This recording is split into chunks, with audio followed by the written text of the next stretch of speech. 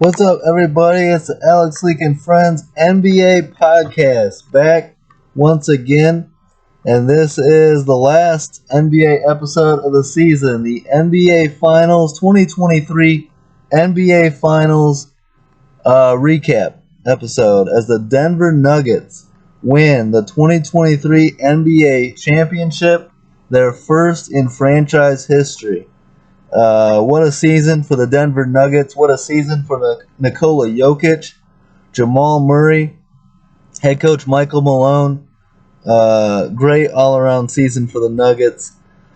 And they beat the 8 seed Heat, who no one would have expected. The 8 seed Miami Heat had to win a play-in game over the Chicago Bulls just to get into the playoffs.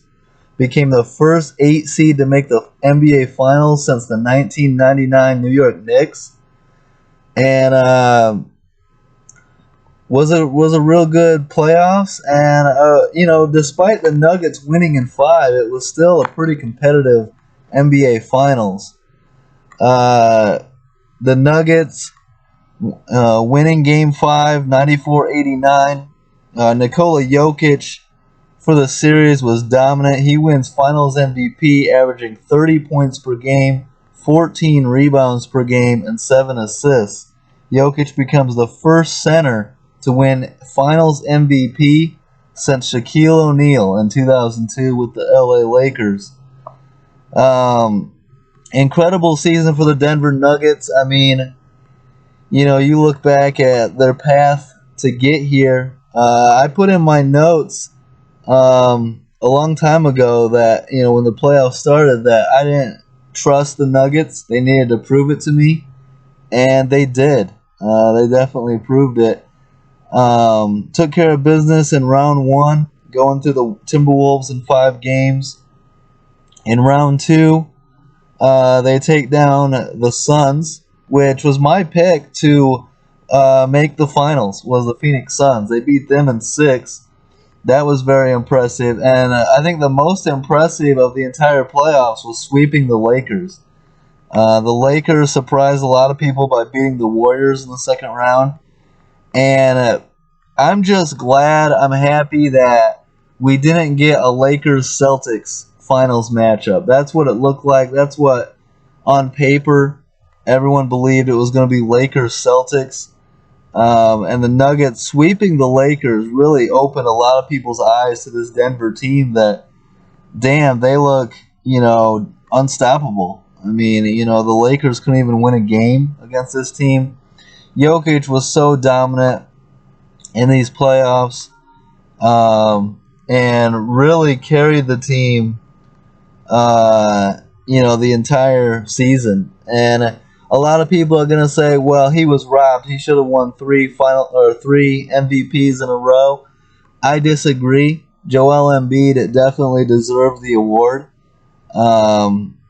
He killed it. I think he averaged 33 points per game in the regular season, compared to 23 in the playoffs. But I think if you ask Jokic, what would he rather have?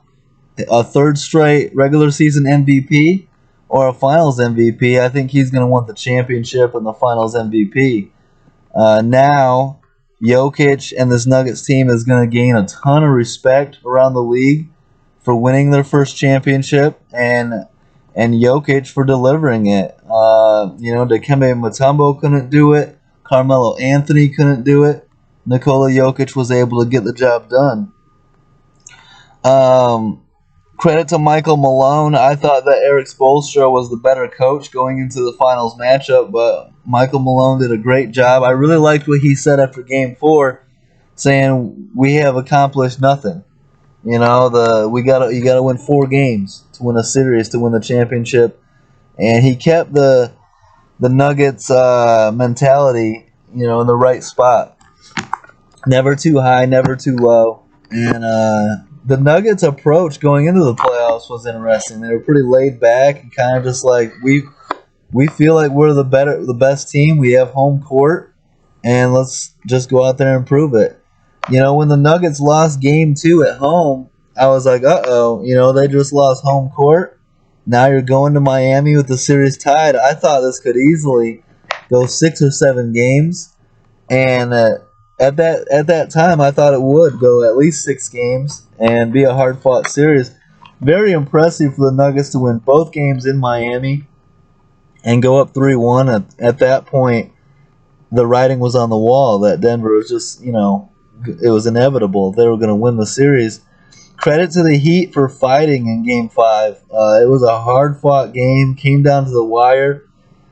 Jimmy Butler struggled, shooting just 5 of 18 in Game 5, but really put the team on his back late with 9 or maybe 11 consecutive points there in the final minutes, trying to will the Heat back into the game. They even led late, but Denver made the plays in the end. Jimmy Butler got himself in trouble in the final seconds when he had the ball. They're down 1. He drove too deep and got himself double teamed. Drove right at where Bam Adebayo and Nikola Jokic were, and Jokic was able to double and trap Butler, which Butler didn't have anywhere to go with the ball, and he turned the ball over late, down just 1. That was a crucial turnover late in the game. Not the smartest play by Jimmy Butler, and it's something that I noticed from Jimmy Butler throughout the series was that at times he was a little hesitant to shoot that mid-range, and it wasn't falling, but like you have to keep doing what you're best at. And I thought that he could have pulled up for a mid-range, a midi there, instead of going all the way to the rim and then getting double teamed, with Jokic there. And I don't really know what Bam Adebayo was doing, but he kind of brought Jokic over to Jimmy Butler. And then the final possession, down 3, I don't think they got a very good look at it. 3-point shot from Jimmy Butler, good defense by Aaron Gordon, and the Nuggets get the win. But situationally, I thought the Nuggets played better. They were smarter with the ball, less turnovers, better shot selection, and Jokic is a big part of that. Jamal Murray was great this entire playoffs. I turned on this Nuggets team back in 2020 and said that Jimmy Butler needed to be better, or not Jimmy Butler, Jamal Murray needed to be better for this Nuggets team to go where they want to go, and he was. He overcame that massive injury that he had to go through and bounced back in an incredible way to be a major role, averaging 21 points and 10 assists in the finals for this Nuggets team. So credit to Jamal Murray, not only the 3-ball, not only the assists, but pick and roll with Jokic, and then his mid-range and fadeaway game and footwork, all that was great. So Jamal Murray really impressed me. Jokic really impressed me. He played great. Bam Adebayo, surprisingly, this isn't ideal for the Heat, is Bam Adebayo actually leads the Heat in scoring in the NBA Finals, 21.8 points per game and 12 rebounds. Jimmy Butler, 21.6 points per game. When the Heat were so good early in the playoffs, it was because Jimmy Butler was dropping 56 in a playoff game and 40, 40 plus.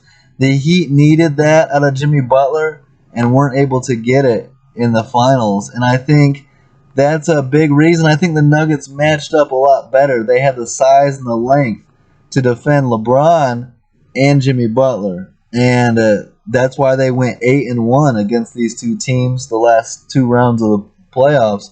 So the Nuggets having size like Michael Porter Jr., like Aaron Gordon, like Kentavious Caldwell-Pope, those guys really help this team defend at an elite level, or maybe not an elite level, but a really good level. And with guys like Jimmy Butler and LeBron James, you're able to make them take tougher shots. And with that size and athleticism, you can defend the drive as well. Jokic is, he's not the super athlete that everyone talks about in today's era. They talk about, oh man, everyone's bigger, stronger, faster, right? Well, Jokic isn't this extreme athlete. He's not giving you windmill dunks like LeBron or, some of these guys. But what he does do, he's so good. He's such an excellent passer for his size. He's probably the best passing big, best that we've ever seen. Uh, with his size alone, he does a great job boxing out to get a lot of rebounds and tip ins, and you can't leave him open from three either. We saw that throughout the playoffs and throughout this series that you leave him open from three, he'll knock it down. Sometimes at a better clip than some of these guards. So kids 20 years from now might look at Jokic's film and hate on him and criticize this era and say, look at how slow, and non-athletic Jokic is, and he's dominating. And these kids today do the same thing, trying to hate on Arvydas Sabonis and some of these guys from different eras and say, oh, he was a top 5 center in the 90s, and they use that to hate on an era of basketball. And it's just foolishness, and it'll be foolishness 20 years from now if kids are saying that about Jokic. Because you can dominate the game in multiple different ways. You don't have to be the most athletic guy in NBA history to dominate. You just have to be skilled, and that's what Jokic is skilled and fundamental. And, what else can you say? Anyone that watched this series will tell you how dominant, how great Nikola Jokic was. But anybody that watched Arvydas Sabonis play in the 90s and early 2000s will tell you that he was great. Sabonis and those Blazers almost beat the Shaq and Kobe Lakers in 2000. Had a big lead on them in Game 7. And so, my advice is, watch basketball. Watch all different eras. These kids nowadays, they post stupid shit for likes instead of wanting to learn the game and wanting to know, what each era brought to the game of basketball. And we shouldn't be hating on the 90s. We shouldn't be hating on the 2000s or the 2010s or the 80s or the 70s or the 60s. There was all-time great players in every era, whether it's Dr. J or Bill Walton or Wilt Chamberlain or Bill Russell, Jerry West, Elgin Baylor. There's greats in every era, and we need to respect them and stop hating on past eras. Stop acting like the game is so much better today than it was in past eras, when every era is great, and this NBA game is great. And so that's why we love it. Credit to the Nuggets and Nikola Jokic. They'll go down in history as the 2023 NBA champs, taking care of business, and winning the championship.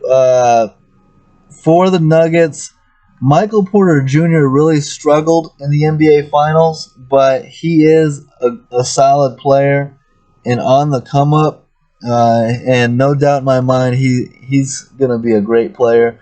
Aaron Gordon as well, both excellent wings, a lot of size and athleticism and versatility with both of those guys. Aaron Gordon, a lot of people were talking about, most people will remember Aaron Gordon and his days in Orlando from the dunk contest, and that's it, and they just know him as a dunker.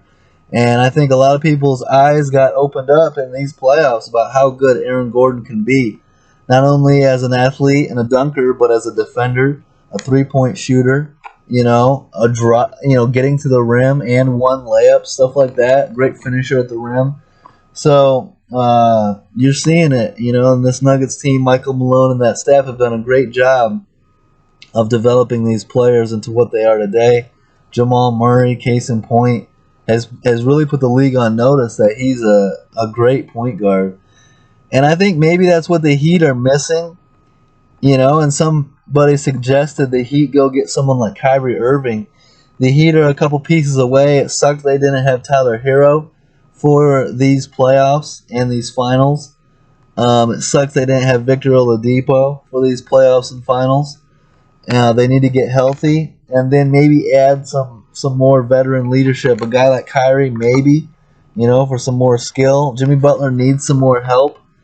Bam Adebayo needs some more help. Bam actually played pretty well in the finals. Having to go up against Jokic and averaged damn near 22 points per game and 12 rebounds, a double-double. So Credit to Bam Adebayo. It sucks for the Heat now. 2 trips to the finals in the last 4 years and no championship to show for it. But a hell of a playoff run to go this far as an 8 seed is very impressive. And we'll see, Jimmy Butler's proven that he can get a team this far. Bam Adebayo as well. The Heat role players Duncan Robinson, Max Strus, and Caleb Martin that were so impactful in early playoff series to get this far all averaged less than 10 points per game in the finals. So you need more help from your role players, and you need more help around Jimmy Butler and Bam Adebayo if the Heat are going to get that championship. But a hell of a playoff. Major credit to the Denver Nuggets on winning the championship. The Heat shouldn't hang their head in shame or anything like that. A great run as an 8 seed to get this far. But all credit goes to the Denver Nuggets. Finals MVP Nikola Jokic and head coach Michael Malone. Now the big question is, can the Nuggets do it again? They're going to have the target on their back now next year. Can they get a top 1 or 2 seed and have home court? But the target's on your back, and we've seen it. Giannis wins the championship, wins Finals MVP in 2021, hasn't been able to get back since. It's difficult. Who won it last year, 2022? The Warriors beat the Celtics, their 4th championship, but the Warriors weren't able to get back this year. The Celtics weren't able to get back. It's tough. You get a target on your back, it's tough to go on these deep playoff runs every year. And so we'll see if the Nuggets can do it again, but it's going to be tough. The target's on your back. It's always tough, and they have to prove it.